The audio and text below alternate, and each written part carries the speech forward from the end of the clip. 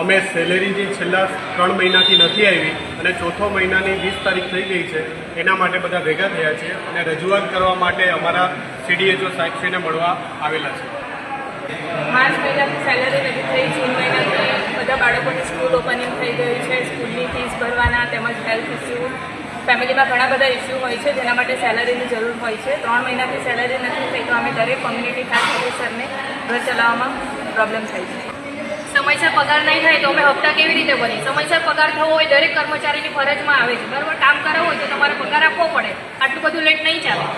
છોકરાઓની school open થઈ ગઈ છે, એમની સ્કૂલની ફીસ ભરવાની બધું બાકી છે હમણાં, અને ઘરે સિનિયર સિટીઝન હોય, મા બાપ હોય, મેડિકલ ઇસ્યુ આવતો હોય, એટલે સમયસર દર મહિને સેલેરી થાય તો બધા મળે સારું. ટ્રેઝરીમાંથી જ સેલેરી થવી એ ખાલી અમારી કેડર માટે જ કેમ ખાલી અમારા NHM વાળા માટે જ કેમ? અને એ 3 મહિના સુધી સેલેરી ના થાય તો એનું શું કરવાનું?